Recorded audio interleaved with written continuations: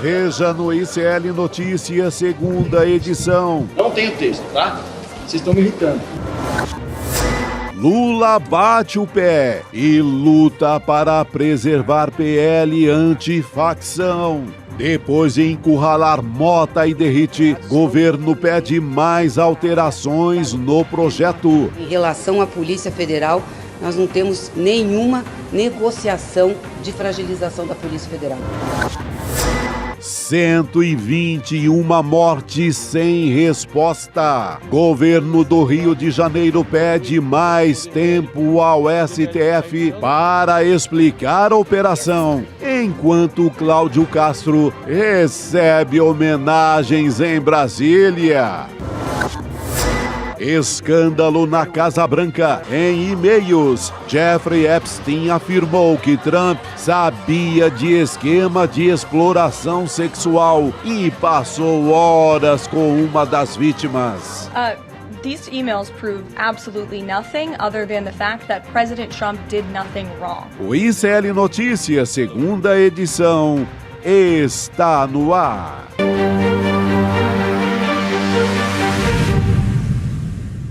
Olá, boa tarde. Seja bem-vindo, seja bem-vinda. O ICL Notícias, segunda edição, está começando e estamos ao vivo nos nossos canais, no Instituto Conhecimento Liberta, Eduardo Moreira, no canal da Voz Trabalhadora no YouTube. Boa tarde também você que nos ouve pela Web Rádio São João, em Quixadá, no Ceará, e na Rádio Cultural, na região da cidade de Torres, no Rio Grande do Sul.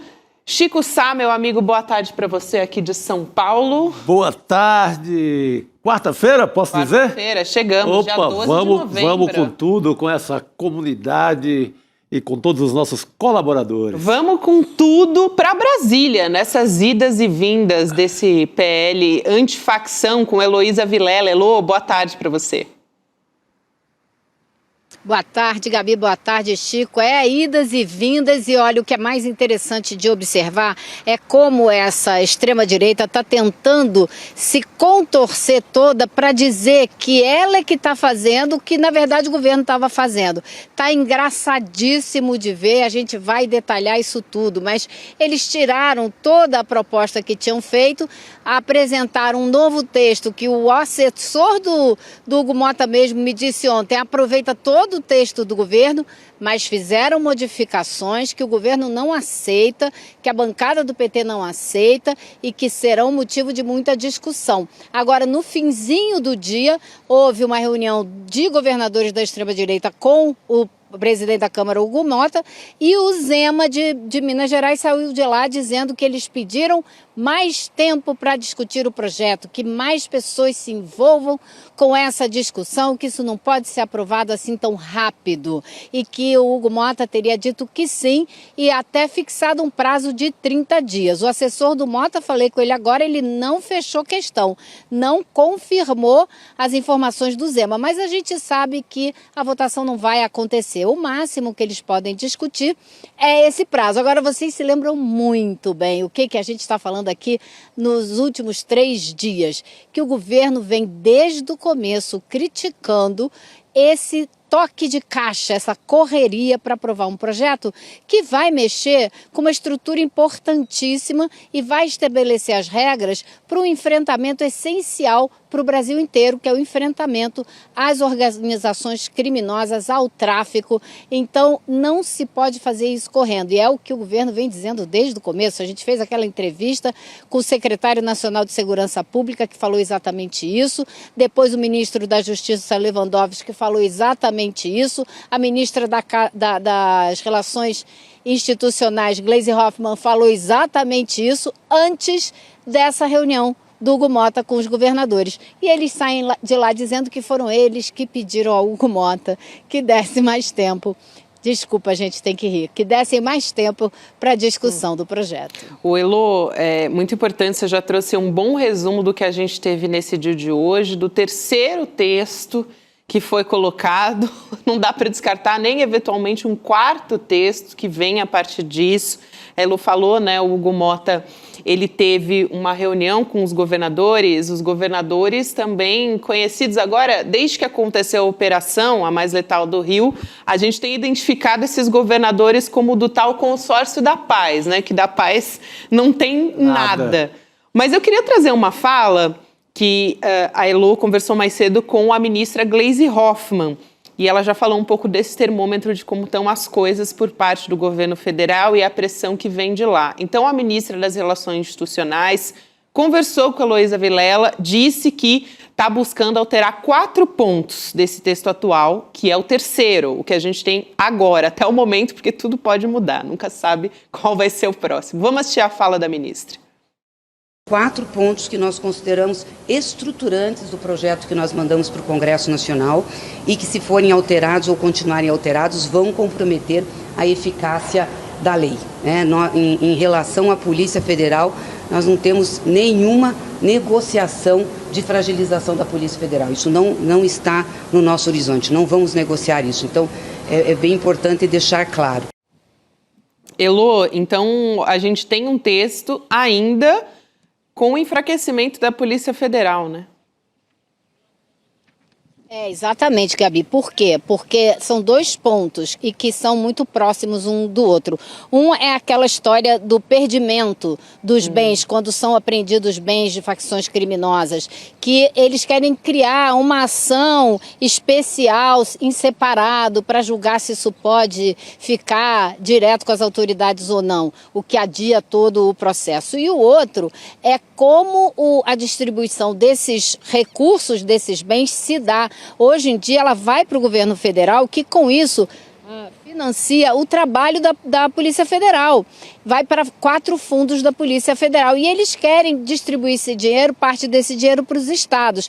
Então a crítica é que eles estão tentando desfinanciar a Polícia Federal e isso o governo não vai aceitar. Esses são 2 pontos fundamentais. Agora eles também criam um tipo penal novo chamado domínio social estruturante, que nada mais é do que a definição de facção criminosa. E aí eles vão deixar na legislação 2 coisas diferentes para tratar do mesmo assunto. Isso é um problema jurídico que você não pode introduzir nas leis, que é um terceiro ponto. Então, eles falam de técnicas legislativas equivocadas. Então, tem 4 pontos que o governo quer discutir. Agora, tem mais, né, gente? Porque vocês sabem, a extrema-direita nunca dorme no ponto. Então, eles estão querendo introduzir aí um jabutis, por exemplo, para criminalizar movimento social, especialmente o MST, que eles não desistem nunca de tentar criminalizar.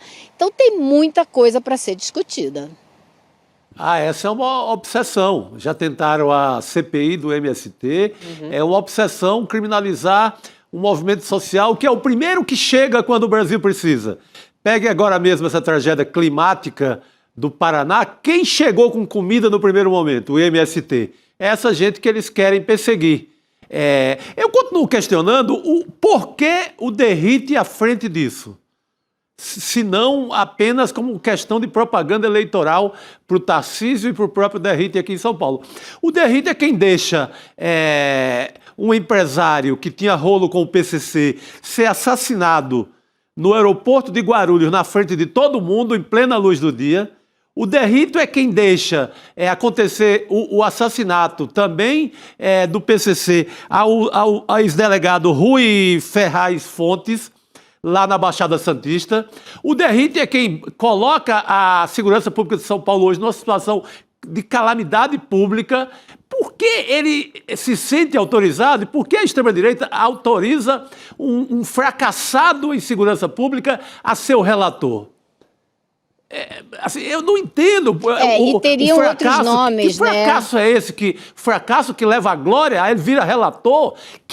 O que o Derrite apresentou em segurança pública no Brasil, a não ser expulso da rota em São Paulo por matar demais? A não ser afastar coronéis aqui de São Paulo, coronéis sérios ligados à segurança pública, ele afastou para poder, ele e o outro capitão, o capitão Tarcísio, os dois são da mesma linha militar, para os dois mandarem humilharem esses coronéis. Sim, eu não vejo currículo algum que autorize este senhor a relatar esse projeto. Excelente, Chico. E mais, né, Chico, ele mostrou claramente que ele não tem a menor condição política de relatar projeto algum, porque ele não tem relacionamento algum aqui nessa casa e ele não sabe qual é o trabalho de um relator, porque se você pergunta a ele, o senhor conversou com alguém do governo, conversou com a oposição, ele falou, ninguém me procurou.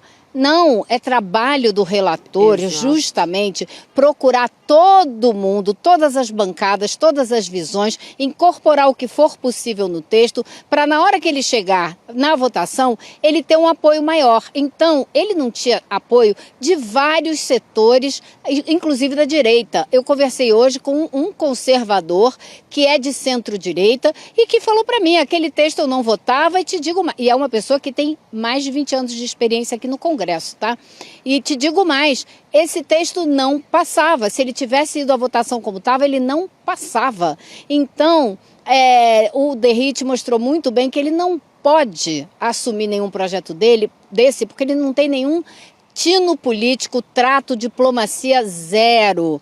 E mais, eu ouvi hoje no Planalto, um interlocutor do Planalto me disse o seguinte, o único, se eles cometeram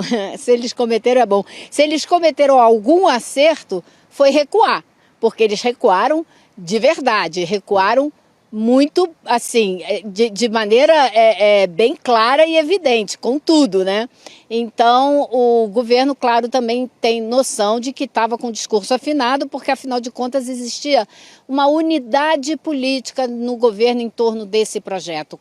Realmente, a gente viu isso na prática e a gente viu como isso ajuda e funciona para que as posições do governo se coloquem com a força devida, né? Elô, a gente vai trazer aqui a irritação do Guilherme Derrite. Os ânimos estão bem aflorados em Brasília. Elô flagrou também vídeo durante a apuração, o trabalho dela lá em Brasília. O Guilherme Derrite bastante irritado com os repórteres que estavam fazendo o próprio trabalho. Ontem você falou aqui, né, Elô, até reforçando que o Hugo Mota chegou a bater na mesa durante uma discussão com o deputado Lindeberg Farias, o líder do PT. Então, o negócio lá, realmente, o ânimo está bastante exaltado. Vamos assistir o Guilherme Derrite? Vamos lá.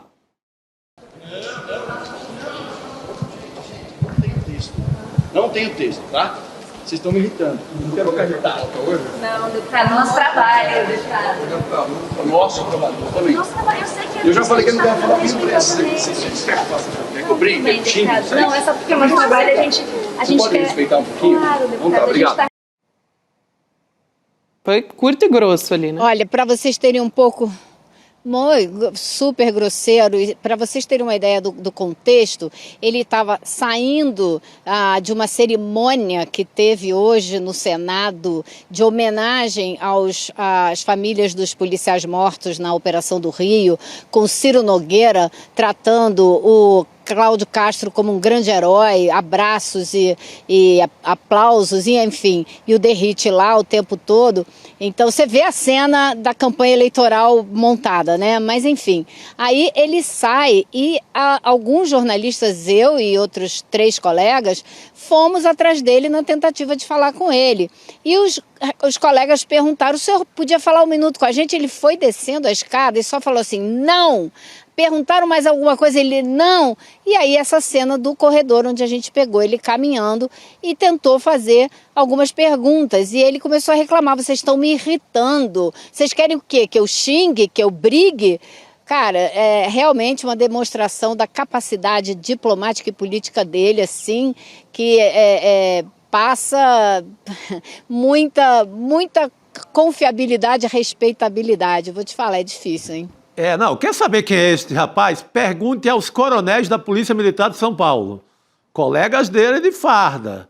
Pergunte quem é o Derrite. O Derrite foi expulso da Polícia de São Paulo porque não tinha condições psicológicas de atuar na rota, que é a polícia mais violenta. Tem um perfil dele na Piauí que mostra muito bem esse lado do Derrite. Exatamente. Né? E é esse senhor aí da irritação com mulheres, né?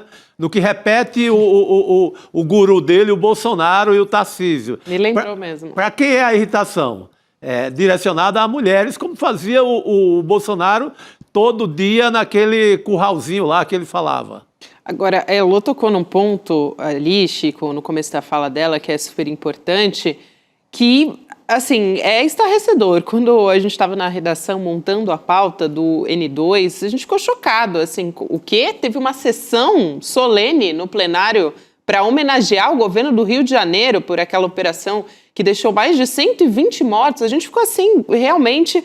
Então, hoje aconteceu, como a Elô já adiantou aqui, o Senado fez essa sessão solene, né, em plenário, homenageando o governo do Rio, os policiais mortos e feridos também na operação. E o Cláudio Castro aproveitou, claro, para fazer um discurso, ironizando até a mega operação da Polícia Federal, a Operação Carbono Oculto. Vamos assistir a fala do Cláudio Castro e a gente volta a conversar sobre esse assunto. Vamos lá. Daqui a pouquinho a gente traz aqui a fala do Cláudio Castro, mas já dá para adiantar que, assim, ele falou da Carbono Oculto de uma maneira pejorativa, depois falou de ADPF das favelas já também, né? Vem falando ainda, não se arrependeu. Se eu fosse ele a essa altura do campeonato, né, Chico, com um Xandão pedindo documento e tudo para ele, documentos que não foram, silêncio, né? que ele não conseguiu entregar, o governo dele não consegue entregar. Ele fez uma chacina, aquilo é uma operação completamente clandestina, vai se provar isso, mas ele está se achando, porque no primeiro momento a população está tão aperreada com essa questão de violência que, gostou da chacina? Gostei, aplaudi, a chacina é ótima e tal, vamos aplaudir, vamos celebrar. Hoje fizeram mais uma festa para a chacina. Só que com o correr do tempo, a gente vai ver o que foi essa chacina. Que é uma operação, de operação da polícia não tem nada, que foi tudo clandestino. Não atendeu não tinha ninguém com ordem de prisão que eles mataram, ou seja, foi tudo de forma clandestina, foi uma operação que daqui a pouco a gente vai ter a verdade sobre ela. Mas o cara está se achando que é o rei da segurança pública no Brasil. Mas basta botar o pé no Rio de Janeiro para saber o que é o governo dele em relação à segurança. Lógico. Eu quero ouvir o comentário da Elô sobre isso. Só queria aqui trazer, então, a fala. Agora a gente tem a fala do Cláudio Castro lá nessa sessão solene do Senado. Vamos assistir. Nós vimos cadeias produtivas inteiras dominadas pelo crime organizado.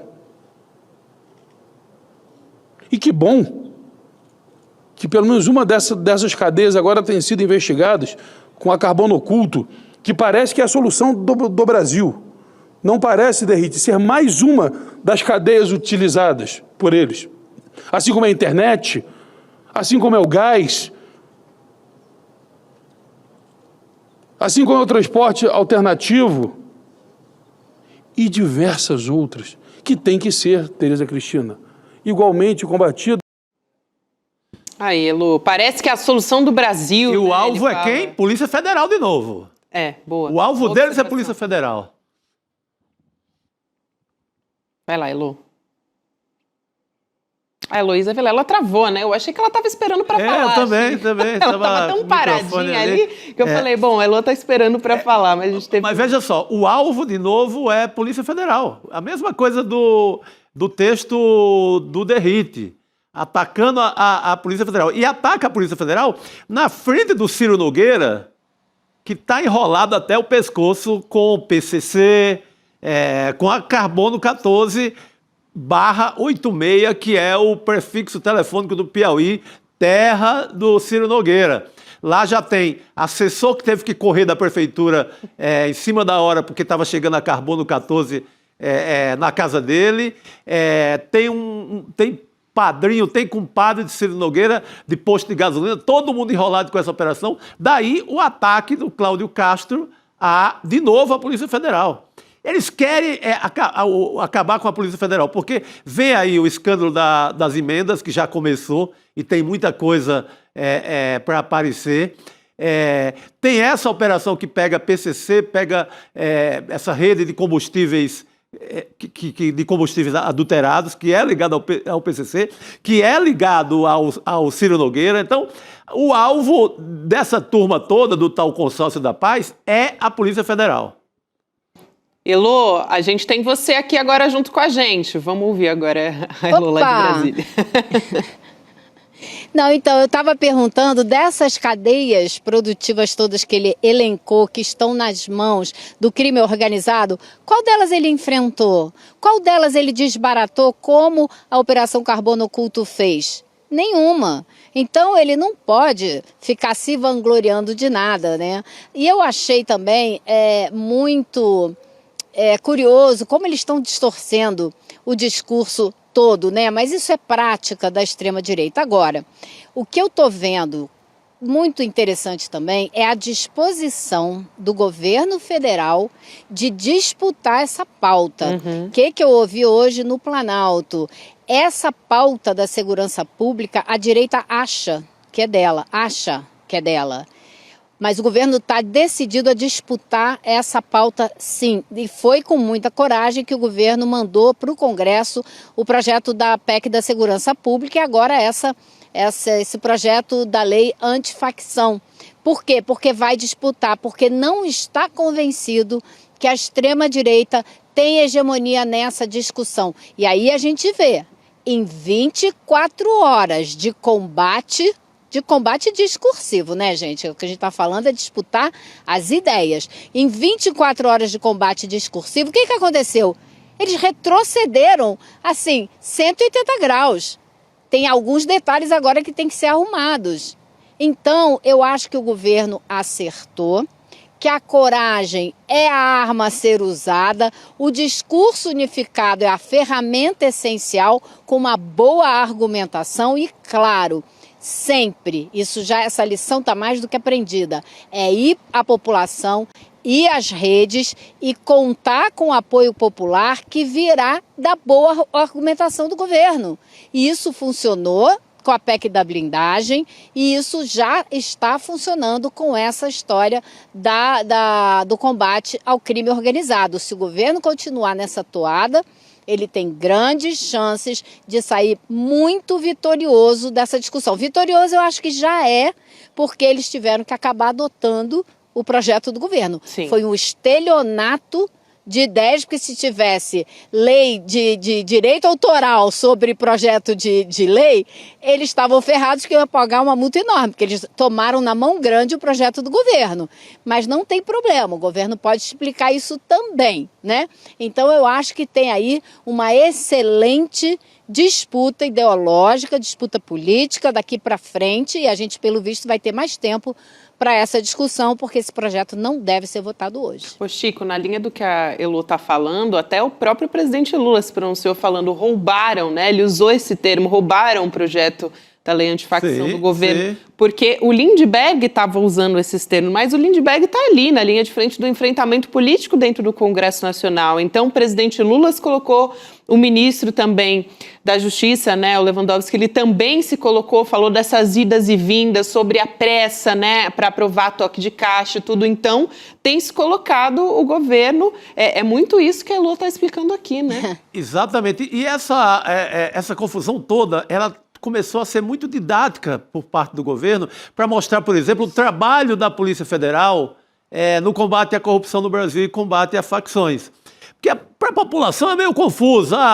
Entra uma polícia, vem a Polícia Civil, depois vem a militar, vem a federal. E como a esquerda pecou muito ao longo da história em não falar desse tema segurança pública, fica muito sempre como fosse o comando fosse da direita. Então, o que ficou muito evidente agora? Que o governo dá toda a força e todo o apoio para a Polícia Federal no combate ao crime, que a Polícia Federal é ligada ao governo federal, coisa que muita gente no Brasil, parece óbvio para a gente, muita gente não sabe no Brasil, que Polícia Federal é combate ao crime por parte do governo federal. Então, acabou sendo bastante pedagógica essa confusão toda. O Derrite, ao tentar esvaziar a Polícia Federal, ao tentar praticamente tirar a Polícia Federal do combate ao crime, ele acabou dando uma levantada nessa história.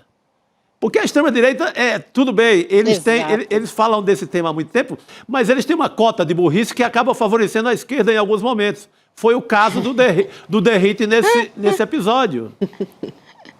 Pô, o cara ele quer esvaziar. A cota de burrice é alta. Ele quis esvaziar o trabalho da Polícia Federal. Até onde ele achou que ele iria com isso? Ele achava que ia tirar a Polícia Federal dos estados. A Polícia Federal ia ficar praticamente ali no eixo, na rodoviária de Brasília, do Distrito Federal. Ela não podia sair para estado nenhum, a não ser que pedisse licença aos governadores. Por falar nisso, o Kleber Lourenço, nosso repórter, ele traz um dado muito importante hoje, que é mostrando o que poderia ser essa confusão se a Polícia Federal dependesse dos governadores. Hoje o Cláudio Castro vazou a operação da Polícia Federal na transferência dos líderes do Comando Vermelho para presídios federais. Vazado pelo governo do Rio, o que poderia ter até atrapalhado. Tava lá todas as TVs transmitindo ao vivo, isso não é espetáculo, isso é um trabalho sério da Polícia Federal. O Cláudio Castro, querendo pegar uma carona, ele vaza para a imprensa e olha como pode ser uma atrapalhada, pode ser como a polícia, os governos estaduais podem botar a perder algumas operações de Polícia Federal. Esse é um caso de hoje, não é que vai acontecer, não. Um caso concreto de hoje. Elô? Então o Cláudio Castro deu de presente para o governo a prova cabal de que você não pode subordinar o trabalho da Polícia Federal aos estados. Agora, tem uma pessoa que eu acho que sai muito queimada e muito abalada desse imbróglio todo, que é o presidente da Câmara, Hugo Motta. Por quê? Ele é o cara que promete para A uma coisa, promete para B outra coisa e não faz nada para A nem B. Desde o começo da sua presidência. Ele foi eleito com a promessa que fez para a extrema-direita de colocar em votação o projeto da anistia. Não conseguiu, né? Ele foi lá e deu uma rasteira no governo com o projeto do IOF. Ele é o cara que trai todo mundo e isso é uma marca dessa presidência e é a pior maneira possível de você se manter na cadeira que ele ocupa hoje. Então eu acho que ele sai super chamuscado. O Palácio do Planalto agora sabe que não pode confiar nele de maneira alguma, porque ele faz acordo não cumpre, essa é a fama que ele ganhou. E sabe que também ele agora tem que saber que ele não vai contar com boa vontade do governo federal para os seus projetos particulares, né? Para a eleição do pai dele para o Senado e outras coisas. Então, eu acho que é uma das pessoas que mais perdeu nessa história. O Derrite continua brigando para ser o grande vencedor dessa parada e por isso ele está mudando o discurso dele o tempo todo, assumindo o discurso do governo como se fosse dele, né? Para ele continuar na crista da onda. Mas vamos ver como é que no final desse processo ele termina, né? Pode ser que ele ainda dê muitos outros tropeços e se queime um pouco mais. Está desagradando geral o Hugo Motta, né? Só para trazer aqui uma informação com mais detalhes, Chico, que você comentou aqui, que é essa história do governo do Cláudio Castro não entregar os documentos que o Alexandre de Moraes pediu, né? O governo do estado do Rio pediu mais tempo para o STF para enviar esses documentos, então são 5 dias úteis desse prazo. Então, a Procuradoria-Geral do Estado está argumentando nesse pedido para ter mais tempo, né? Que é para que as secretarias envolvidas tenham tempo hábil para consolidar e encaminhar as informações. Só para recapitular muito rapidamente, na segunda-feira o ministro fez essa determinação para que o Cláudio Castro enviasse até 48 horas esses documentos todos, né? São laudos de autópsia, são relatórios da inteligência e também a preservação das imagens das câmeras dos policiais, né? Das câmeras corporais que eles estavam usando durante essa operação. E o Moraes já adiantou também, quando faz essa determinação, que as informações não estão batendo. As informações do governo do Estado e do Ministério Público. Aliás, o Ministério Público já se pronunciou lá no começo dessa história, né? Querendo tirar um pouco o corpo fora para não misturar as coisas. Olha, sabe o que vai acontecer? Esse povo não tem documento nenhum. Esse povo Duvido. já... eles estão dando... Duvido que tenha, Chico. Estão dando um migué agora para ganhar mais 5 dias. Vão tentar surfar na popularidade ainda da chacina e não vão entregar essa documentação na totalidade. Gente que subiu de forma clandestina, como subiu a polícia, e que não atendeu nada que estava lá não prendeu quem estava no papel.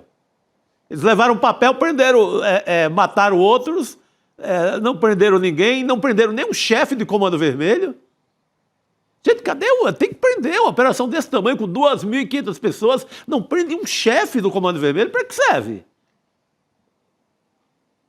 Fazer espetáculo?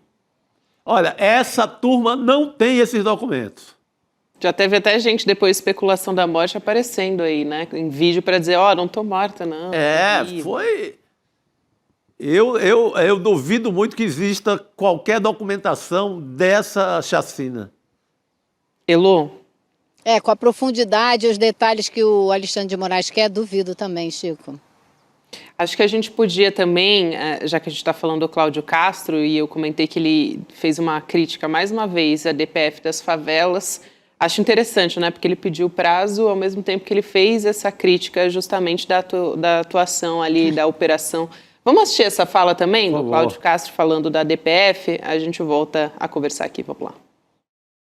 Uma DPF que jogava na polícia a culpa por homicídios. Era mais ou menos como num filme de ação ou de bang-bang, dissesse que o herói era o criminoso. Eles acham que vivem num filme de Robin Hood. Eles quiseram, com essa DPF, Ciro, julgar que o que matava era o remédio e não a doença. E, infelizmente, partidos de esquerda quiseram julgar a doença do Rio de Janeiro pelo remédio que lá estava sendo operado. Elô, não é isso, né? Só pra gente colocar... né? Ela tá se achando, né? Tá se achando. Que discurso raso, que discurso maniqueísta, pobre, bobo, né? Infantil, é o bandido e o mocinho. Então o bandido é o bandido, o mocinho é o mocinho. E quem tá matando é que tá... Pelo amor de Deus, né? Quando que ele... por acaso foi isso que a Operação Carbono Oculto fez? Não foi. É assim que você sai matando 120 pessoas, porque quem sabe no mês você pega 20 que são bandidos. E aí você não prende ninguém para interrogar e saber quem é o chefe dele. Sabe, não dá nem para aguentar, né, esse discurso pobre, né, tolo, infantil do Cláudio Castro. Ele deveria prestar conta da mochila cheia de dinheiro que ele subiu naquele elevador. E que é objeto de apuração no Rio até agora, estão enrolando. Se colocasse a Polícia Federal atrás dessa mochila, rapidinho essa história ia ser desvendada. É isso. Quero muito agradecer. O abuso de poder econômico na campanha eleitoral, que ele está sendo julgado por isso também, né? O processo deu uma paradinha agora, porque teve pedido de vistas, mas ele também tá, né, tá com a corda no pescoço. Por enquanto, votos que não contam nada a favor dele, Elô. Obrigada por hoje, querida. A gente se vê em breve. Bom trabalho por aí em Brasília, porque só acaba quando termina essa história aí da lei antifacção. Valeu, Elô. Beijo. Tchau, pessoal. Boa noite, Elô. Obrigado. Rodrigo Viana está chegando aqui para conversar com a gente. E, Rodrigo, a gente estava agora mesmo falando sobre esses pronunciamentos do Cláudio Castro num dia que o ego dele tá na lua, né? Porque recebeu... Foi quase que agraciado pelo Senado, uma coisa realmente impressionante. O cara tá se achando, tá parecendo aqueles boi de exposição quando são premiados, boi de Uberaba, que fica todo com o peito estufado. Ele tem uma cara de boi de exposição. De boi premiado, boi de exposição premiado. É que boi de exposição tem uma figura um pouco mais bem apessoada, né? Um pouco mais imponente. Esse é um boi largado lá do pasto. Mas o Cláudio Castro é um boi largado no pasto que está dando trabalho para a democracia brasileira. Tá, o cara tá... Que discursinho vagabundo que ele fez ali, Total. né? Esse último, essa aí que a Ilô comentou, né? E vocês comentaram também, dizendo que estavam querendo premiar o bandido. Não, estavam querendo que o combate à criminalidade seja feito dentro das regras de uma normalidade democrática. Não, e a DPF está aí para coibir excesso, né? Se não, para que lei? Não tem lei mais? Então é faroeste? Mas né? Ele falou, parece filme de bandido contra mocinho. A gente não está na época do Bang Bang, Cláudio Castro, né? A gente está sob uma Constituição, tem regra, né? Não pode sair matando indiscriminadamente. É isso. Agora, a pesquisa de hoje da Quest trouxe um dado interessante, né? Eu achei... o Lula deu uma freada na recuperação da popularidade, não despencou também, ao contrário do que diziam. E quando pergunta para as pessoas, você quer uma operação igual a essa do Rio no seu estado? A maioria diz, não, obrigado, não quero não. Não quero que o meu estado seja conhecido por ter 120 pessoas, 120 corpos espalhados pela avenida. Não quero. Então, mostra que as pessoas querem combate à criminalidade, mas uma coisa é combater criminalidade com vigor.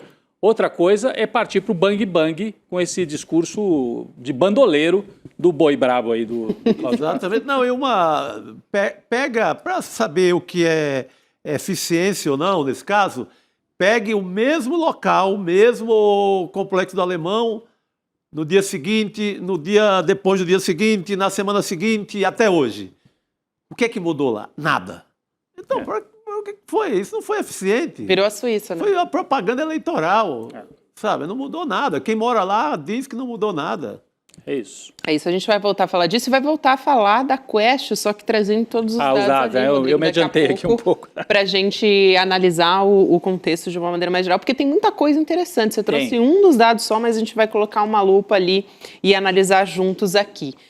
Quero lembrar para todo mundo que está nos acompanhando, a gente está fazendo aqui, pegando quase que o discurso do Cláudio Castro, né, que quer implementar uma narrativa, uma palavra que eles gostam muito de usar, para trazer por meio da consciência, né, crítica, uma análise crítica do que está acontecendo. Essa é a nossa pós, né, que está chegando aí, o novo curso do ICL, que é uma nova pós-graduação. A gente já teve o curso Repensando o Brasil, agora a gente tem a teoria crítica da sociedade. A gente vai ter lançamento no dia 27 de novembro, quinta-feira, 8 horas da noite. E lá, Chico Sá, a gente vai ter professores ali de primeira, né? A Nancy Fraser. Sim, não, só no mão, como se diz, né?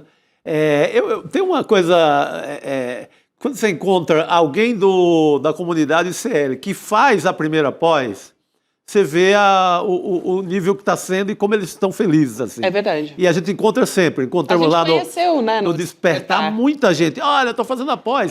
Uma vez por ano você encontra no metrô, na rua. Olha, eu faço a pós, eu colaboro com o jornalismo de vocês. É sinal que a coisa é boa e funciona. É isso aí, Chico. Eu acho que vale muito a pena também acompanhar o evento de estreia da pós, porque lá tem condição exclusiva para se tornar aluno. Então é sempre bom, né, gente? Vai lá em sln2.com.br, faz a sua inscrição, é só deixar um e-mail, gente. 2 segundos aqui enquanto a gente está conversando, você está assistindo o N2 aí fazendo suas coisas, ou então apontar o celular aqui para a tela, no canto também, se você estiver assistindo pela televisão. Vamos seguir aqui. Ontem a gente comentou sobre um resultado, né, de Bolsa de Valores do Ibovespa. Sim. E hoje a gente vai trazer Débora Maganha, nossa economista, historiadora, apresentadora também do Mercado de Investimentos. Débora, bom ter você aqui com a gente na N2 de novo. Boa noite. Bem-vinda. Boa noite, Gabi. Boa noite, Rodrigo. Boa noite, Chico. É um prazer estar aqui com vocês. Vamos trazer os números frios também para a Débora poder conversar junto com a gente. O Ibovespa atingiu 15 altas consecutivas ontem, né, Débora? Coisa que não acontecia desde 94. Então, olha, fazia tempo mesmo que a gente não via. A gente está colocando aqui na tela as manchetes do nosso site, né, do ICL Notícias. E hoje esse índice ficou estável, para trazer atualização disso também, teve uma queda leve de 0,03%, 157.704 pontos. Então, pela primeira vez na história, esse principal índice aí da Bolsa de Valores superou os 157 mil pontos, mas calma que a Débora vai ajudar a gente a entender essa numeralha toda. Chegou a bater no começo do dia 158 mil pontos, e aí a gente casa com os números do dólar também, né, que está com uma cotação baixa, a menor dos últimos 17 meses também. Hoje subiu um pouquinho, 0,37%, mas continua abaixo de R$ 5,30. A gente tem aqui na tela também para colocar, e acho que a Débora vai poder nos ajudar a entender esses dados, né, Rodrigo? O crescimento do Ibovespa ao longo dos últimos dias. Então, aí a gente tem até o último resultado, que é o que a gente acompanhou agora há pouco, né, que fechou a Bolsa de Valores de São Paulo. Aí está o final de outubro e começo de novembro. Aí, se puder colocar de novo esse gráfico na tela. É isso, Débora? Só para explicar para a gente, isso é final de outubro e começo de novembro. Acho que é isso mesmo. Os últimos 30 dias. Então, é um gráfico bastante forte e significativo, né? Bastante forte. A gente não via mesmo um resultado tão bom assim na Bolsa, né, com tantas sequências de altas consecutivas há 30 anos, né, desde o Plano Real que a gente não via toda essa sequência. Das 15 altas consecutivas, 12 foram recordes. Então, você vê 12 recordes consecutivos. E a Bolsa ela tem aqueles patamares psicológicos, né, quando atinge os 150 mil pontos, já começa aquela ideia de bateu num teto, as pessoas vão realizar o ganho e vão sair, realizar o lucro e a Bolsa vai cair. E ultrapassou os 150 mil pontos. Aí o próximo patamar âncora ali, né, de psicológico das pessoas era os 155 mil. Vai chegar em 155 mil, vai bater, não vai conseguir furar o teto, vai realizar. E assim a gente foi vendo a Bolsa ultrapassando esses patamares dia após dia, até chegar aos 158 mil pontos, dar uma recuada e fechar ali nos 157 mil pontos ontem, nessa 15ª alta, em 12 recordes. O próximo marco que a gente tinha para bater eram 19 altas, que foi algo que aconteceu ali em 93. Mas acho que o mais interessante disso tudo, né, e não só a alta da Bolsa, porque é impressionante, mas eu acho que o que a gente acaba vendo é também uma mudança de tom do mercado financeiro em relação à economia, em relação ao fiscal. Então, isso aconteceu e eu acho que até para a gente entender, né, um pouco dessa alta, por que a Bolsa deu toda essa esticada e teve tanto fôlego nesse fim de ano, né? Como é que ela conseguiu esse fôlego? Quais são os fatores que levam a isso? A gente precisa dar um passinho para trás e voltar para o ano passado. Porque no ano passado teve uma histeria. Quando o pacote do Fernando Haddad, né, aquele pacote de ajuste fiscal foi divulgado, o mercado olhou com muito ceticismo, começou a falar de risco fiscal, disse que o pacote não seria suficiente para entregar ali o arcabouço, né, para ficar dentro das metas fiscais. Então o mercado olhou com muita desconfiança e foi uma histeria generalizada na Bolsa. A Bolsa derreteu no fim do ano passado, entre novembro e dezembro, que não é comum, a Bolsa normalmente estica no fim do ano, e o dólar disparou. No começo do ano, quando viram que isso não passava de uma gritaria, de uma choradeira do mercado, que não viu o ajuste sendo feito da forma que ele queria, e o mercado usa os ativos brasileiros como pressão, então ele mostra o descontentamento vendendo a Bolsa e comprando dólar. Quando a calmaria acontece, né, e vem que nada daquilo ia acontecer, a nossa Bolsa começa a subir logo no começo do ano. E essa esticada vem mais forte agora, também impulsionada pela queda de juros nos Estados Unidos. Então, corta juros lá, o recurso vai buscar ganho em algum lugar e vem aqui no Brasil, não só porque a gente tem a segunda maior taxa de juros real do mundo, então vem buscar esse ganho na renda fixa, mas também nos nossos ativos que estavam desvalorizados por conta do fim do ano passado. Então tinha um monte de bagatelas ali e o recurso estrangeiro entrou com força e comprando todos esses ativos. Então essa esticada é uma série de motivos, mas eu acho que o mais interessante é ver essa mudança do tom do fim do ano passado para agora o fim desse ano. E a Bolsa tem uma fama de subir no fim do ano, justamente porque os fundos de ações entram também mais fortes em renda variável para tentar melhorar alguma rentabilidade no fim do ano e entregar o fundo com uma rentabilidade até maior. Mas acho que essa mudança de posicionamento do mercado é muito interessante de se ver. Oh, com certeza, né? A Faria Lima mudando completamente ali o tom. Eu queria fazer uma pergunta para você, Débora. Não vou ainda trazer os dados, tá, da Quest, mas muita gente manchetando, né, como se fosse uma queda na popularidade. Gente, oscilou para baixo, quase que manteve estabilidade, se a gente for olhar, já que a gente tem uma margem do percentual ali para essa pesquisa que são de 2 pontos, né? Então, eu queria olhar para isso casando com esse cenário positivo para a economia, né? Desemprego, inflação de alimentos, a cauda longa, você citou agora há pouco, da aprovação por parte do governo que emplacou, né, a isenção de 5 mil, a isenção do imposto de renda para quem ganha até 5 mil por mês. Então, tudo isso compensando esse primeiro, vamos dizer assim, esse primeiro impacto que teve a operação do Rio de Janeiro, que muita gente estava, será que isso vai afetar de alguma maneira a popularidade, apesar de não ser ali competência do governo Lula responder a isso, e sim o governo do Rio de Janeiro, mas se esperava de alguma maneira, né? Muita gente estava colocando uma preocupação a respeito disso. Tem uma compensação muito importante também da economia, né? Eu acho que eu queria ouvir você sobre isso. A economia ela tem alguns dados positivos, a gente tem um patamar de desemprego muito baixo, a renda real ela vem subindo, apesar, né, de ser uma renda ali média no Brasil de R$3.000, a gente não via ganho real no passado e agora a gente vê uma renda subindo acima da inflação. Isso são dados positivos que as pessoas sentem no bolso, a inflação de alimentos também, porque você tem ali a inflação medida pelo IBGE e muita gente às vezes fala, mas o IPCA que divulgam não é o mesmo que eu sinto no meu bolso. Isso é muito comum de acontecer, porque as pessoas tendem a sentir a inflação de formas diferentes, dependendo da sua cesta de consumo. Mas a inflação de alimentos, principalmente, ela pesa mais no bolso do trabalhador. Ela pesa também mais no bolso das pessoas que têm menores rendas. Então, quando você tem uma inflação de alimentos diminuída, isso acaba aliviando o preço do prato do brasileiro. E as pessoas começam a ter uma percepção de melhora com isso. Então, uma renda ali que veio subindo nos últimos tempos, um desemprego que está mais baixo, por mais que quando as pessoas avaliem o emprego, elas não veem de forma tão positiva, eu acho que é mais pela qualidade do emprego do que pelo desemprego em si, mas a gente tem algumas condições mais favoráveis e eu acho que aí o que acaba reforçando mais isso é justamente a isenção de imposto de renda até R$5.000, porque eu acredito que não tenha um brasileiro trabalhador que não gosta dessa medida, é uma medida muito popular, e a junção desses fatores fazem com que as pessoas tenham uma percepção de que a economia está melhorando o bolso delas. Porque a bolsa subir e atingir recorde não necessariamente está refletindo as melhoras na vida da população. Muitas vezes a bolsa sobe por fatores que não nos favorecem.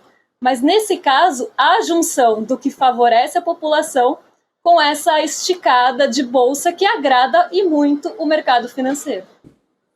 Aquela profecia do ministro Paulo Guedes, que iríamos virar uma Venezuela rapidinho, parece que não se concretizou, né, Débora? Que o tiozão da esquina, o tiozão da esquina repete até hoje, né, ali, mas virou Venezuela, parece que não rolou, né? Que ia virar Venezuela, que o brasileiro não ia conseguir comer, né? Que ia ter que comer coisas exóticas. Tinha as previsões do mercado financeiro, que o dólar ia passar de 6, né? Sim. O mercado financeiro erra 95% das previsões que faz. Então, a cada 100, 95 dão errado.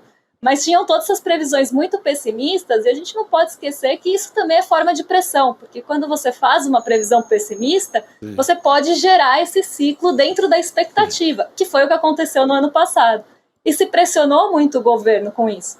Mas as condições foram favoráveis o suficiente para a maré virar, nesse caso agora desse ano. Agora, o que me chama a atenção também, Débora, quando a gente assiste as palestras do Edu Moreira, ele sempre fala só existem duas formas de investimento, né? Ou assim, você pode me corrigir e explicar melhor, mas renda fixa ou então que, na verdade, é título do governo, né? Baseado na taxa de juros, ou então é bolsa, né? Que é um pedaço de capital das empresas. O curioso é que está lá em cima os juros, então a tal da renda fixa está dando dinheiro, né? Porque está lá em cima, com juros de 15%, está lá em cima. e, ao mesmo tempo, está dando dinheiro à Bolsa, que é o capital das empresas. Você explicou, um dos fatores é que a turma lá de fora botou dinheiro no Brasil porque os ativos brasileiros estavam baratos, né? Mas chama a atenção que esteja ao mesmo tempo acontecendo as duas curvas, né? Tá bom para investir em papel de renda fixa, lastreado nos juros, e tá bom para investir na Bolsa. O pessoal tá ganhando, né? Resta saber, isso não chega lá na base da população brasileira. Você vê a pesquisa da Quest, pessoas continuam dizendo que a economia não está indo tão bem, né? Apesar da Bolsa subindo, apesar do desemprego baixo, baixo não, é o mais baixo da história, apesar da inflação mais baixa para um mês de outubro desde o século passado, desde o governo FHC. Então, e olha, subindo do jeito que está, a Faria Lima vai continuar fazendo campanha pelo Tarcísio. Não tem conversa. É uma coisa impressionante. A gente traz os dados, mostra esses dados, mas o terraplanismo não é só dos bolsonaristas, é também da Faria Lima, que olha para isso e deve falar, mas mesmo assim eu não quero, porque o Lula vai virar Venezuela mesmo assim se ganhar a próxima. Então é um negócio realmente impressionante o que a gente observa, mas os números estão aí e acho importante a gente ressaltar, né? Com certeza. E até, Rodrigo, puxando um gancho do que você falou, é interessante mesmo a gente ver Selic a 15 bolsa subindo, porque normalmente o movimento é contrário. Se a gente tem uma renda fixa pagando muito, as pessoas vão buscar a segurança. Só que já estão contando, e aí a gente tem que lembrar que o mercado sempre age na expectativa que a Selic vai começar a cair ano que vem. E o mercado meio que já deu a bênção para o Galípolo começar a cortar no ano que vem. Tanto que já tem toda uma pressão do mercado, algumas projeções já falando em queda de Selic no primeiro trimestre por conta desses dados de inflação que vieram abaixo. A inflação esse mês de outubro, que foi a menor desde 98 para o mês, ela veio no piso das projeções. E o mercado disse que se viesse abaixo de 0,16, e depois eles revisaram para 0,14 a projeção, e que se viesse abaixo disso, isso reforçaria essa ideia de que a Selic poderia começar a cair no ano que vem. E veio no piso, a menor projeção era 0,08, ela veio muito mais perto disso do que da média. Então o mercado errou de novo e errou para cima.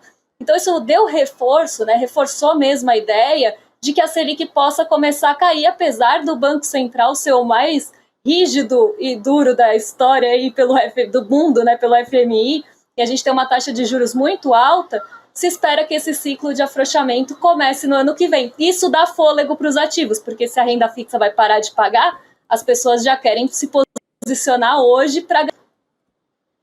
Perfeita explicação. Muito bem, já está adiantando esse movimento do ano que vem, Gabi. É isso. Muito obrigada, Débora. Bom demais ter você aqui junto com a gente.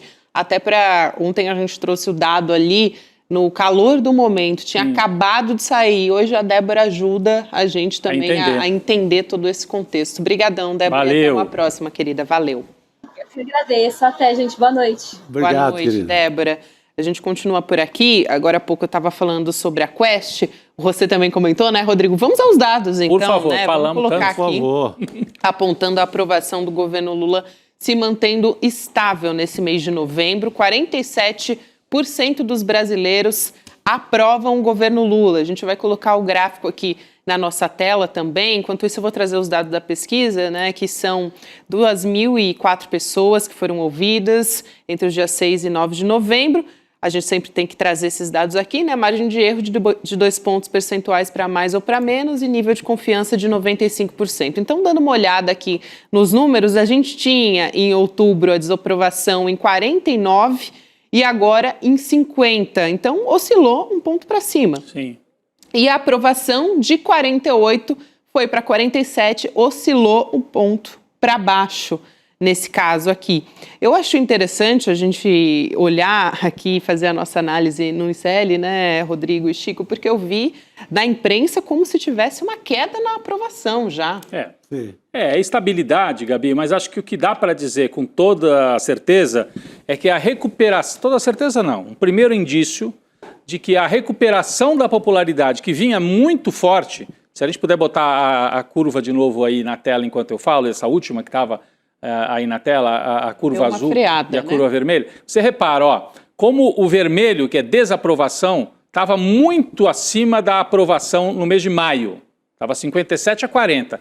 E essa boca do jacaré foi fechando. que significa que a aprovação do Lula foi subindo, ó, de 40 para 43, para 46, para 48, né? E a desaprovação caindo. Esse movimento parece que foi freado, é como se tivesse puxado o freio de mão e deu uma estancada na recuperação da popularidade. Se isso vai ser algo pontual por causa da matança e todo esse clima que se criou, ou se é algo que vai permanecer, a gente ainda não sabe, Chico. Mas eu acho que falar em queda de popularidade está errado. Mas o que a gente pode dizer é que os números apontam, talvez, precisa confirmar na próxima, que parou de recuperar a popularidade do Lula. Acho que dá para dizer isso, não? É uma pesquisa que eu achei muito contaminada com a palavra traficante. Tem uma pergunta que você concorda com a frase do Lula, os traficantes são vítimas dos usuários? Cara, você começar uma pesquisa com essa frase no meio, você derruba o Lula sem querer. Uhum. É uma frase infeliz que o Lula diz na Indonésia, na viagem dele no mês passado. Ele diz, se referindo ao mercado consumidor americano, norte-americano, estadunidense, que é quem consome tudo que é levado do mercado do mundo latino-americano, da Colômbia, dos outros países aqui da América Latina.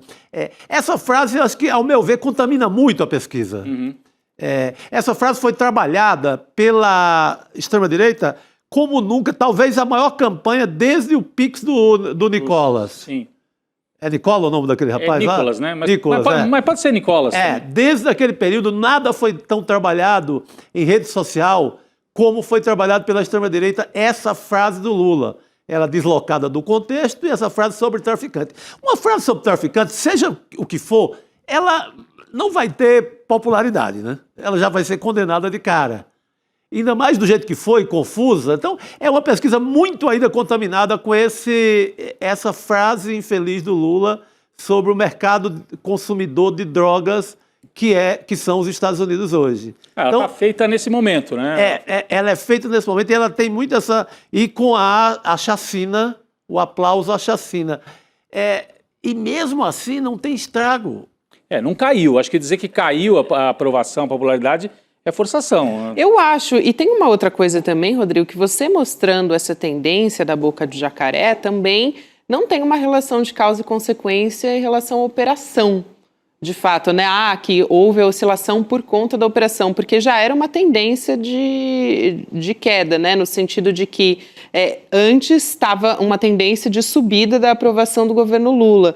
E a gente teve a operação agora, no final de outubro, então não dá para dizer necessariamente que é por isso. Que também, é totalmente tomada por... Agora, ela manda um recado, né? A pesquisa que quando estabiliza, quando para de crescer, manda um recado para Lula. Tem que estar dentro do jogo dessa disputa sobre segurança pública. E tem que estar o tempo todo ligado nisso. E está pesado, e está jogando pesado. Está dizendo que tem que estar o tempo inteiro dizendo, olha, a Polícia Federal é quem combate crime para valer no Brasil, que a Polícia Federal fica esquecida, o governo não usa ao seu favor. Sim. Como uma coisa a favor e algo que combate muito o crime no Brasil. Então, assim, não há chance alguma de governo querer ganhar a eleição se não tiver com segurança pública na ponta da língua.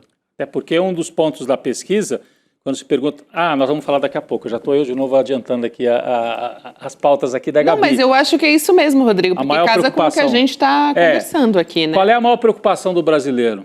Adivinha. Se a gente colocar o gráfico, nossa produção não é o próximo, é o terceiro aqui que estava previsto, né? E assim, a distância com as demais preocupações é bem interessante, né, de observar ali. Então, a violência já era a maior preocupação ao longo dos últimos meses, mas olha como ela avançou, olha o gráfico. Quem está só nos ouvindo. Ela muda, assim, quando as coisas estão caras, a violência passa para segundo fácil. Basta a Dona Maria ir lá 2 vezes na feira e dizer, epa, esse tomate aqui tá caro, já muda. Já é economia de novo. Porque primeiro é comer, depois é outra coisa, né? Então, durante parte do governo Lula, manteve-se a economia. Sim.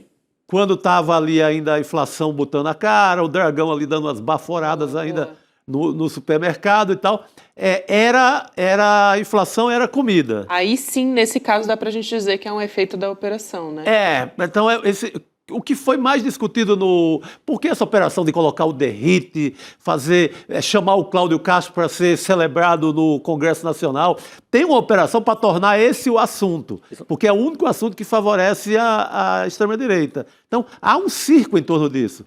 É como se você é que nem você ganha um jogo e fica repetindo os gols daquele jogo a semana inteira. Sabe como é que é? Ganhou um. Aí, a direita ganhou esse jogo, não é que eu concorde, mas ganhou esse jogo porque é favorável a ela. Aí ela fica repetindo, foi 2-0, passa 300 vezes, parece que são muitos gols. Né? Então, eles estão repetindo isso sem parar, sem parar, sem parar. Agora, veja como também é uma campanha, a gente tem que ter fôlego longo, né? Não é corrida de 100 metros, né? É maratona.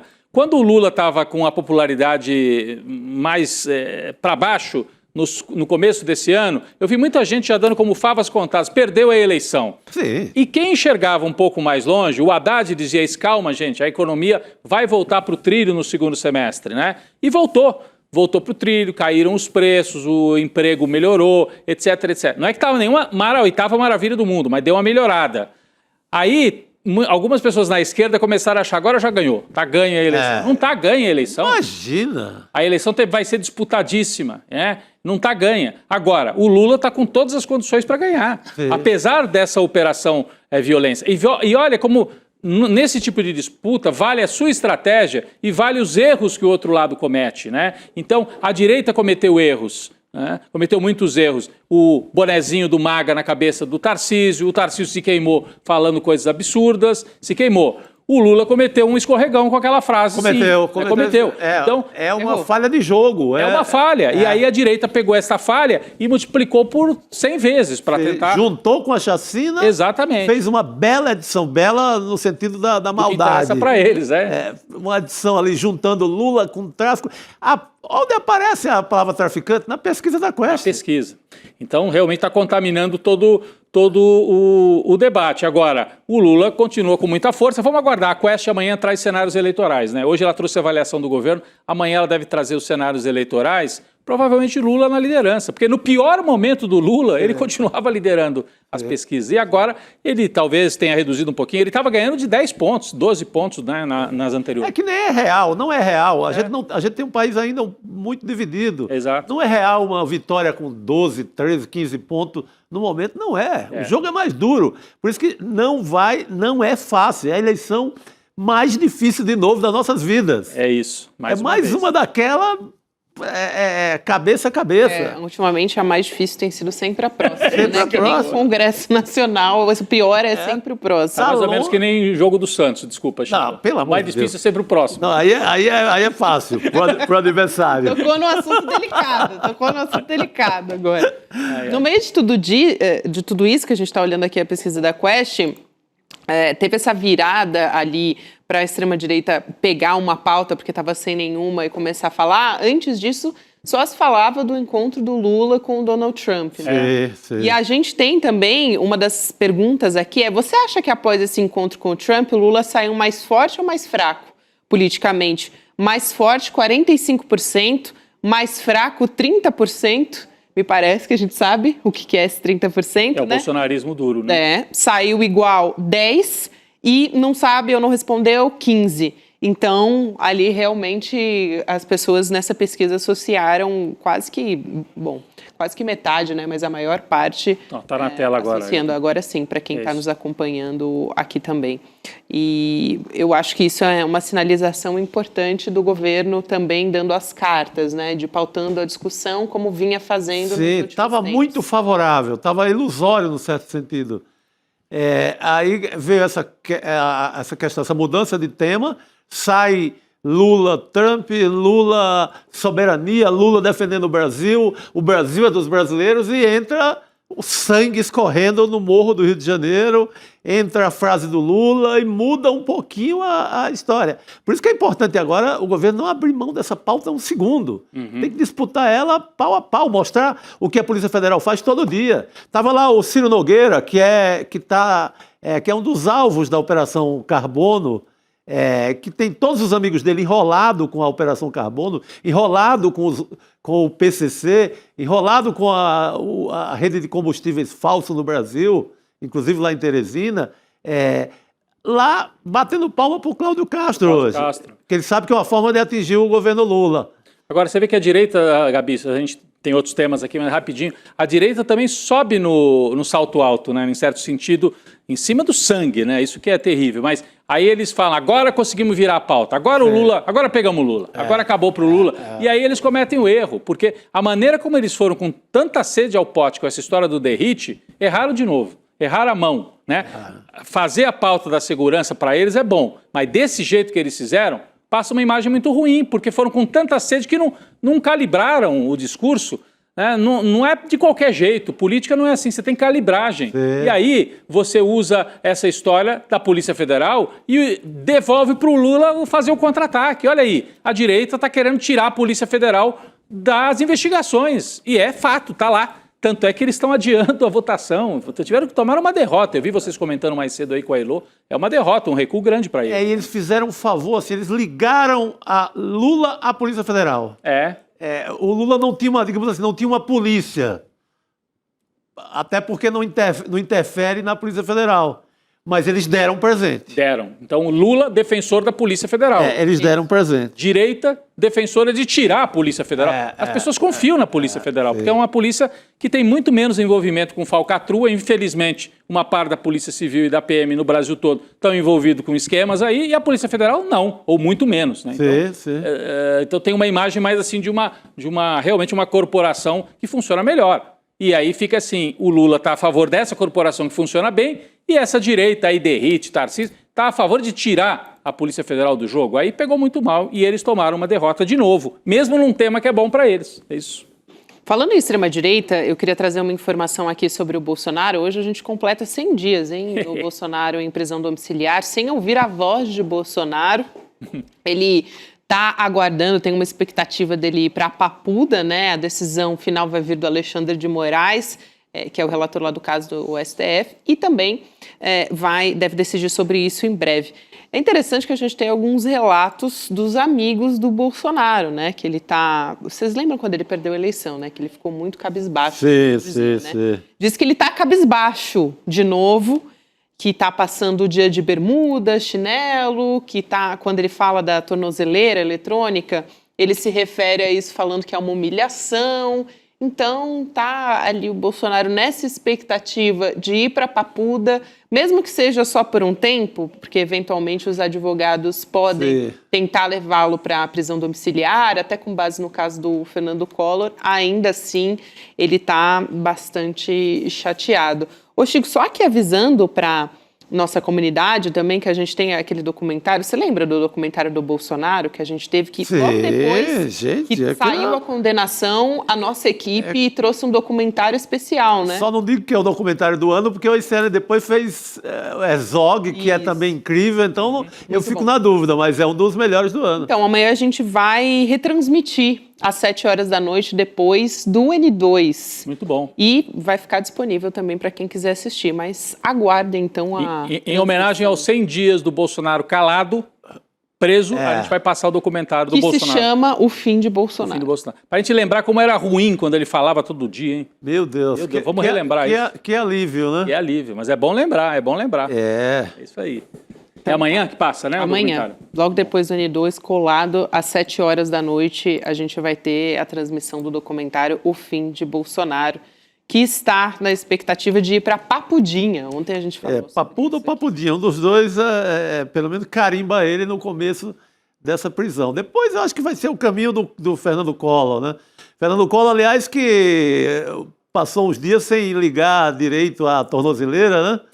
Ele respondeu à justiça, alegou que não dominava tecnicamente ainda para carregar, e errou e pediu desculpa, mas passou uns dias com a tornozeleira desligada. Vai saber o que ele fez, né?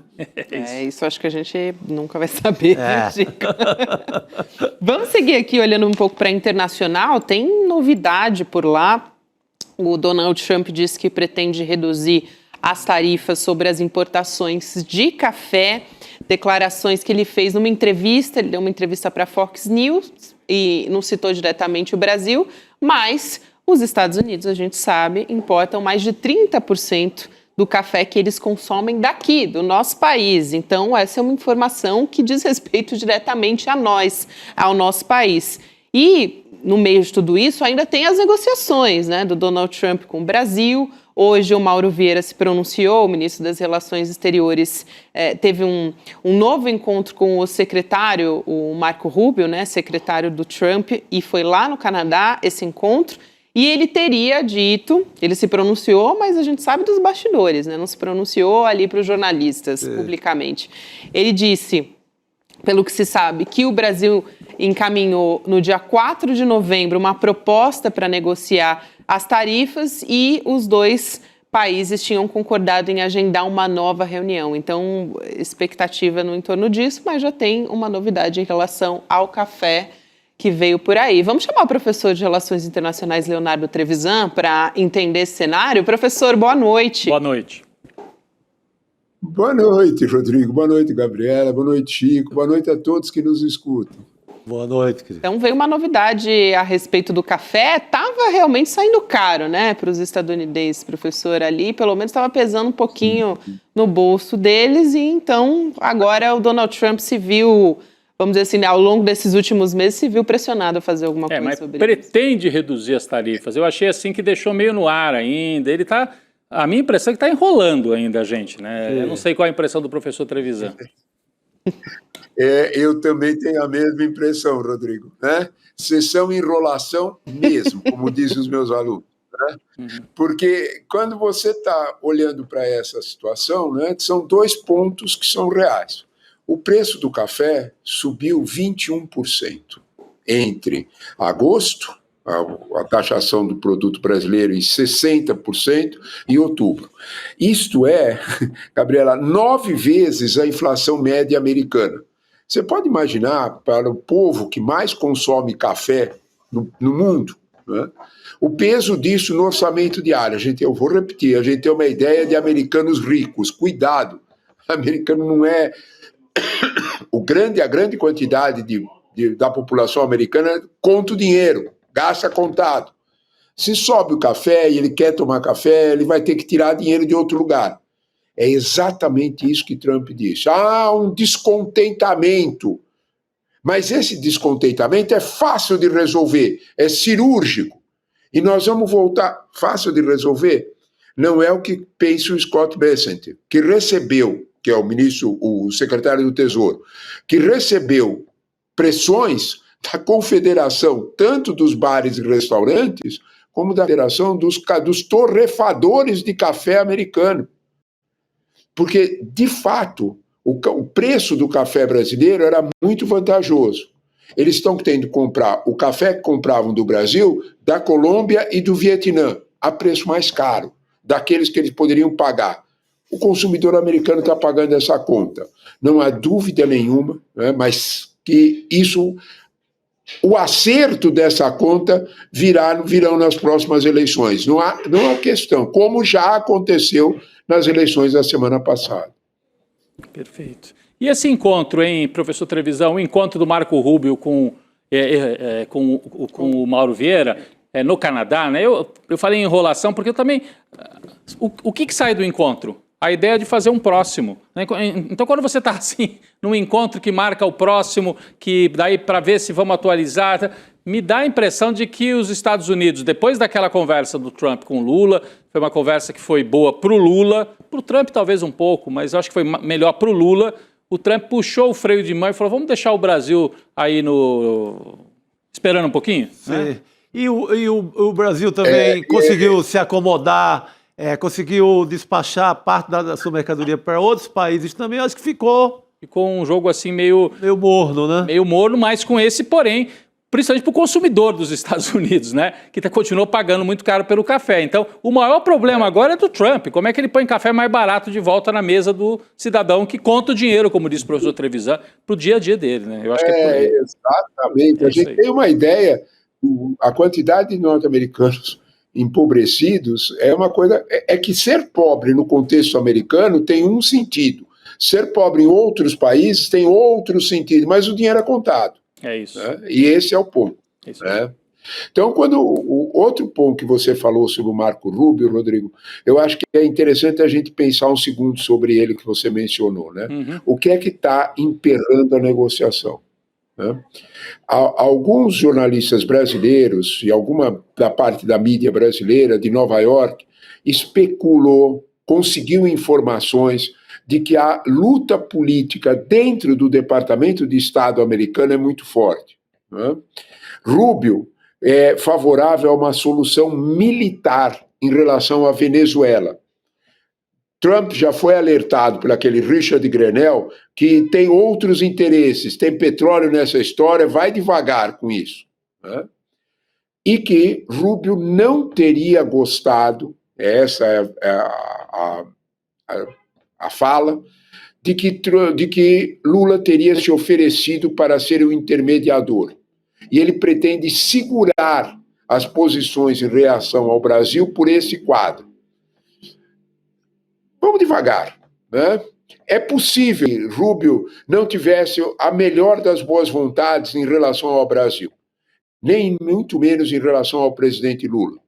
Porém, né, como nós já comentamos aqui várias vezes, né, o encontro do Lula com Trump se dá não é pelos interesses do Marco Rubio, não é por intermediação do Marco Rubio, é por pressão dos empresários americanos, que estão avisando o quanto os Estados Unidos estão perdendo espaço com a maior economia da América Latina.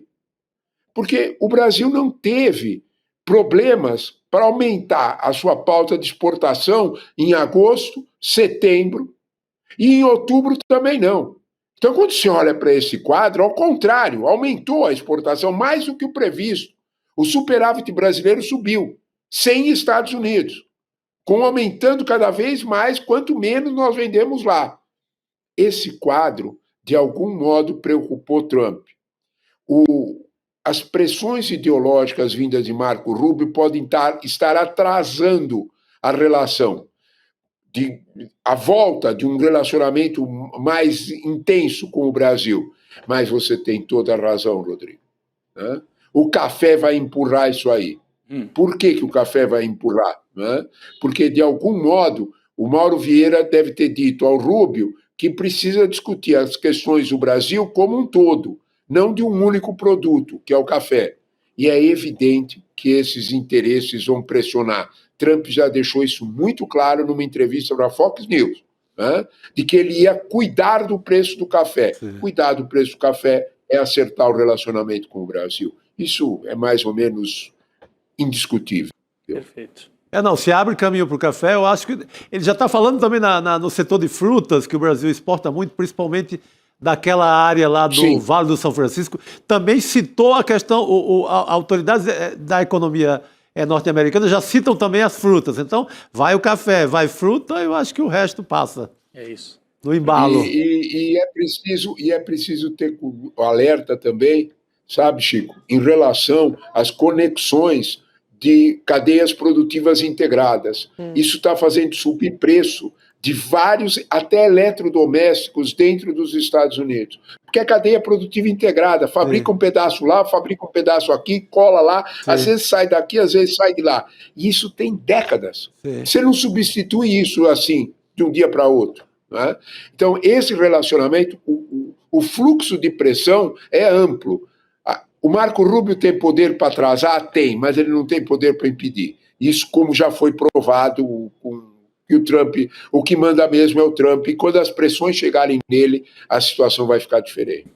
Até porque, né, Gabi, a situação para o Trump não está muito boa, né? Hoje veio mais uma notícia aí gravíssima para alguém que acabou de ser derrotado lá nas eleições locais, né? Isso, vamos trazer essa história. Aliás, é a atualização dessa história, na verdade, ela já tem um desdobramento que eu acho que é de cauda longa, mas essa novidade é importante, que é sobre o caso Jeffrey Epstein, né? Ou aquele bilionário que é acusado de tráfico sexual, enfim, morreu, né? Ele cometeu suicídio na prisão em 2019. O que acontece é a informação de que ele citou o Donald Trump, presidente dos Estados Unidos, várias vezes em trocas de e-mails e sugeriu que o Trump sabia dos crimes. Isso é muito importante. Tem novos documentos dessa história que foram divulgados hoje pela Comissão de Supervisão da Câmara dos Estados Unidos e em um desses e-mails tem conversas ali onde o Epstein ele diz que o Trump passou um tempo bem significativo com uma mulher que os democratas descrevem como vítima de tráfico sexual do Epstein, né? Do caso do Epstein. Ou seja, ela era vítima de tráfico sexual e passou algum tempo com o Trump, diretamente com ele. Exatamente. É isso que está na matéria do New York Times. Exato. Isso a troca de e-mails faz referência a isso. Faz referência a isso. E aí a gente já tem até um pronunciamento, antes aqui da gente voltar a falar sobre esse assunto, que eu acho que vale a pena ouvir, que é a porta-voz da Casa Branca, gente, se pronunciando, dizendo que o Trump não fez nada de errado, mesmo diante desses e-mails. Então, cautela, né? Mas vamos ouvir a fala dela, vamos lá. Vamos lá. These emails prove absolutely nothing other than the fact that President Trump did nothing wrong. And what President Trump has always said is that he was from Palm Beach, and so was Jeffrey Epstein.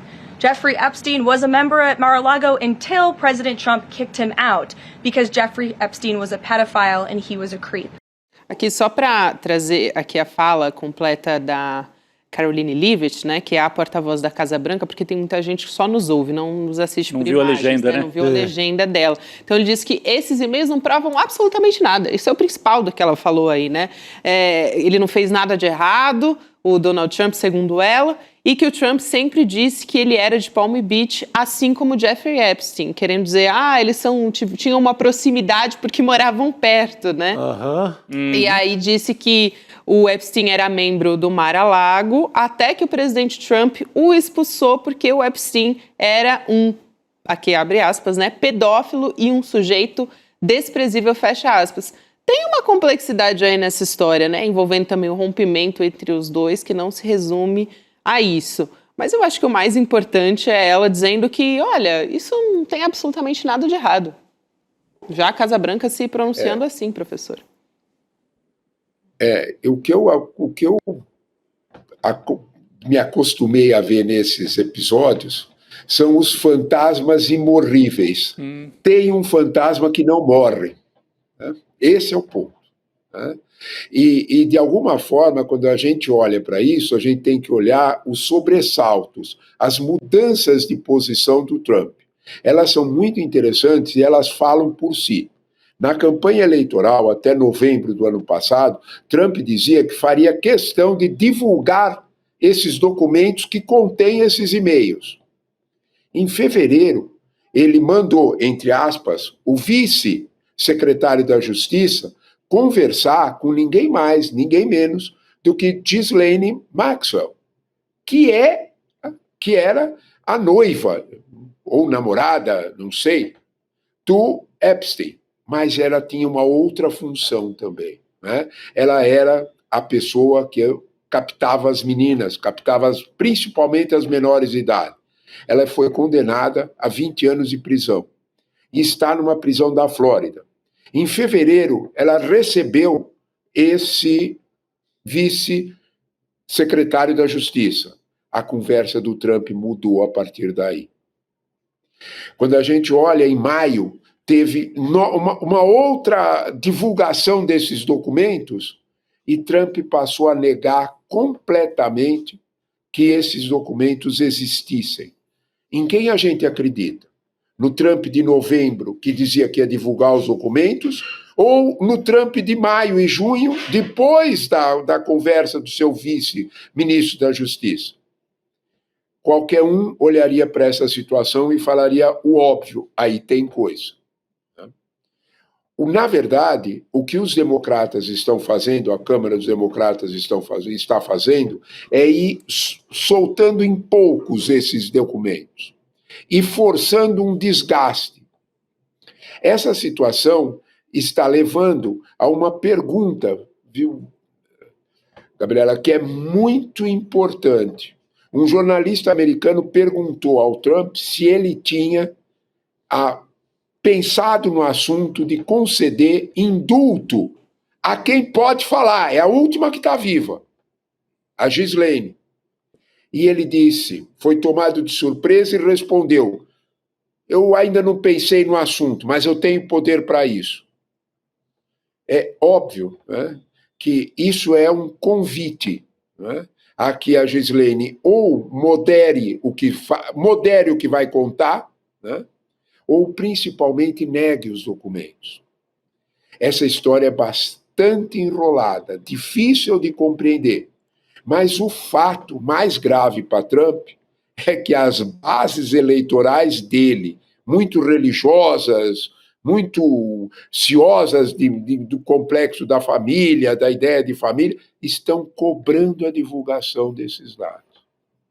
Esses documentos têm que aparecer. Rodrigo, a sensibilidade do Trump para esse assunto é tamanha que ele vinculou esse assunto aos democratas, que querem usar isso para esconder que eles causaram um grande dano aos Estados Unidos com o shutdown, com a paralisação do governo. Se vocês me disserem que o presidente Trump está sentindo a água subir, eu vou te dizer que a expressão é boa. Está batendo naquele, não sei se aqui já ou se, né? Rodrigo. Não sei aonde que é, mas está batendo. Até porque, Gabi... A gente não sabe o quanto subiu, mas que subiu, subiu. É isso. E, portanto, de alguma forma, a preocupação passou para o outro lado. Perfeito. Muito bom. Professor Trevisan, sempre bom ter você aqui junto com a gente. Muito obrigada e até a próxima. Até a próxima.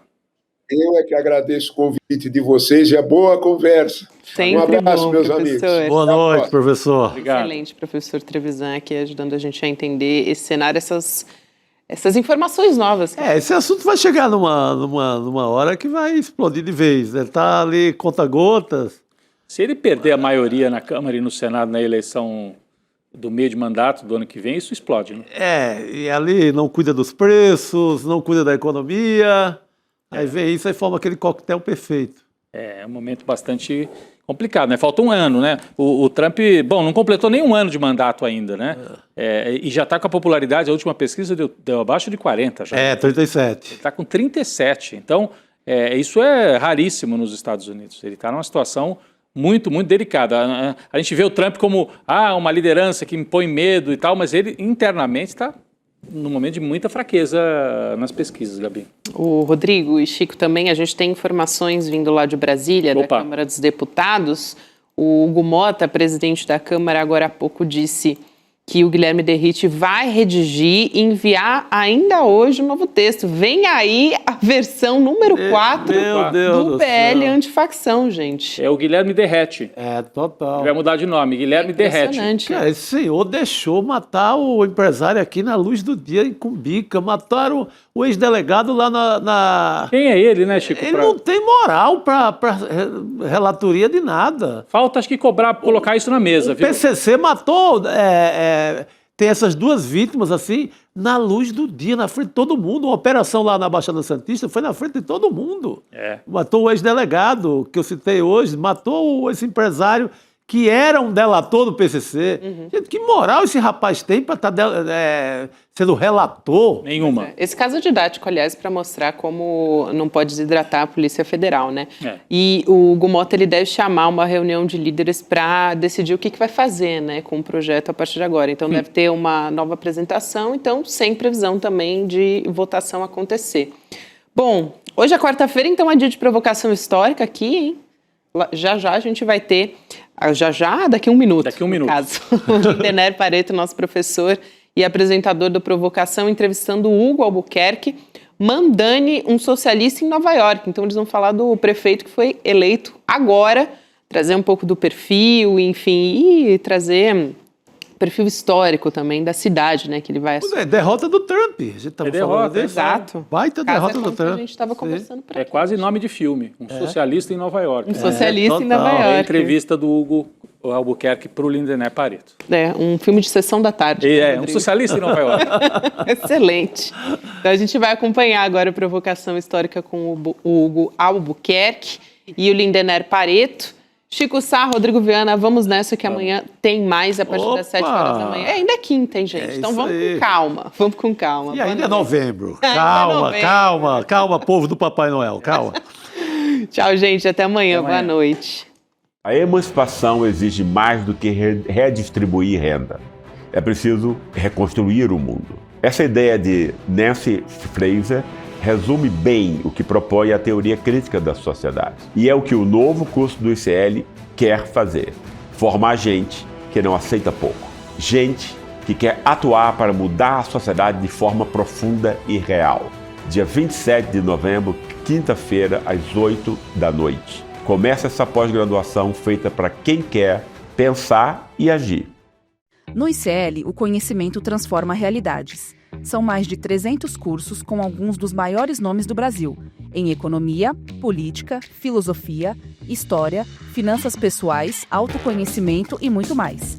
Aqui, cada aluno faz parte de um projeto único, 100% independente e financiado pelos próprios estudantes. É graças a quem se torna aluno que o ICL existe e o jornalismo livre chega até você. Se inscreva agora em icl.com.br e torne-se aluno. Estude, apoie e faça parte da revolução do conhecimento.